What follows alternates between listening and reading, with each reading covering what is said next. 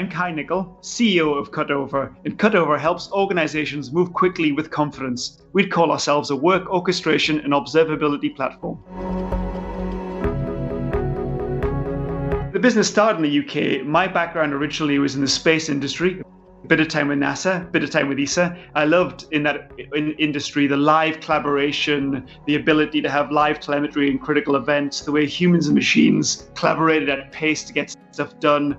Rockets were the first fully automated flight, and wanted to take that paradigm into industry where we saw the ability to craft a new future for how humans and machines collaborate right across the enterprise. But we started at the technology side, which is helping large financial services organizations do technology change very well and recover if something goes wrong.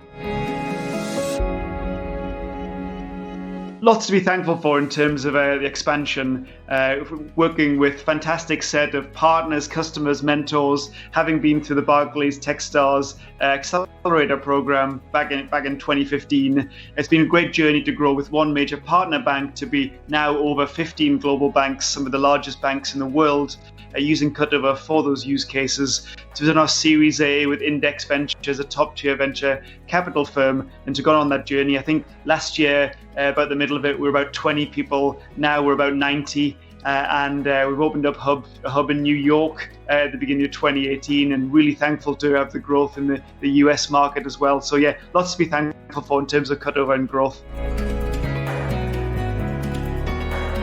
You can take a look and think the grass is always greener. Hey, I'll open up in China. It's a huge market. Why not Japan? It's the second biggest software market in the world. Why don't we just go there?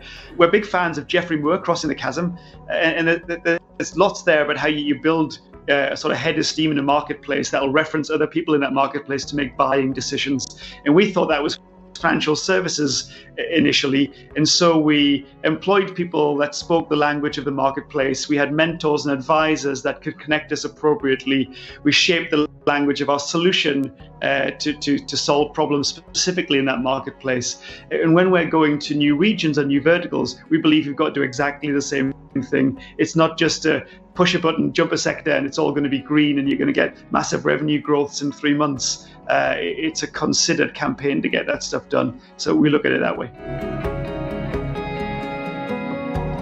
When we were starting up in New York, how we addressed those challenges was we'd work with Barclays in the UK, got a tremendous set of introductions to work with Barclays in New York, and we were very fortunate to be part of the New York FinTech Innovation Lab, which Barclays sponsors, and sort of a wider range of banks that really got us networked in to the local community, understood the language challenges, ran that process with lots of focus in terms of making sure we got back to people really responsively, made sure our culture shone through to absolutely maximize the chances of every network connection there turning into a great positive partnership relationship for those organizations to use Cutover and get great value out of. So it was a detailed plan to get that stuff working. And as I mentioned earlier, we use advisors, mentors, board members, and others to give us a really curated landing in that geography. We now think about Australia, New Zealand, we think about Hong Kong, and we do it exactly the same way.